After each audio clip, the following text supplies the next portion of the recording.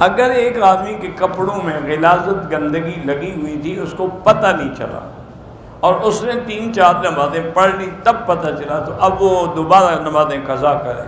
پلید کپڑے کے ساتھ نماز نہیں ہوتی۔ گھر کے اندر سے چیزیں گم ہو جاتی، میں نے بات کہا تھا نا کہ آیت الکرسی پڑھ کے سارے گھر کا ایسے حصار کیا کرو۔ اشارہ حجر اسود کو دونوں ہاتھوں سے کرو تب بھی جائز ہے، ایک ہاتھ سے کرو تب بھی جائز ہے۔ ایک طواف ایک کے لیے ہوتا ہے، بہت آدمیوں کے لیے نہیں ہوتا۔ ایک آدمی نے عصر کے بعد طواف شروع کیا، 2 چکر لگانے کے بعد چھوڑ دیا۔ اب کیا اب حکم یہی ہے کہ دوبارہ طواف پورا کرے؟ اب تو وہ طواف اس کے ذمے ہے کہ وہ شروع کر چکا تھا۔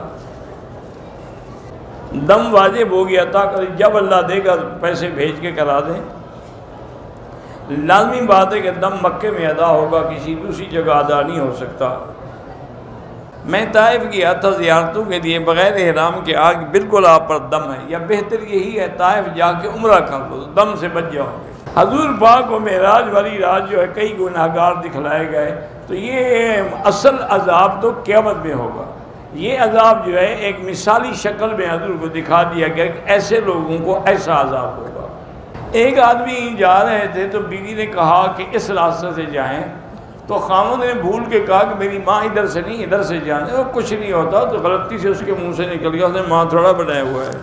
لے پالک بچے کو کس طرح دوسرے ملک لے آیا جا سکتا؟ پاسپورٹ بنے گا تو نام اسی کا آئے گا جس کا وہ بیٹا ہے۔ آپ لکھوانا چاہتے ہیں تو آگے اب کوئی بریکٹ میں لکھوا لیں تاکہ اس کو ساتھ لا سکیں، ورنہ بیٹا وہ اسی کا ہے جس کا تھا۔ امت کو علماء کے خلاف جو بھڑکاتے ہیں وہ اپنے نیکیاں برباد کرتے ہیں، اللہ ان کی حفاظت کرے۔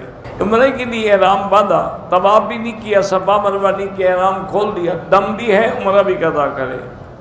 مردوں کے ساتھ قبر میں کیا معاملہ پیش آ جائے گا؟ جب مر جاؤ تو انشاءاللہ پتہ لگ جائے گا۔ بلکہ موبائل ساتھ رکھ لینا تاکہ باہر والوں کو بتا سکو کہ مجھے اب مار پڑ رہی ہے۔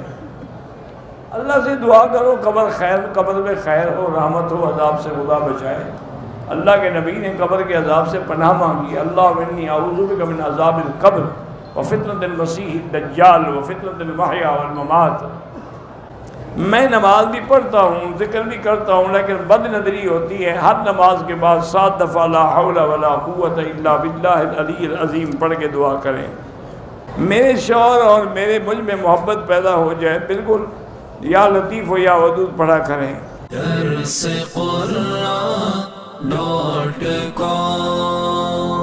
www.darsequran.com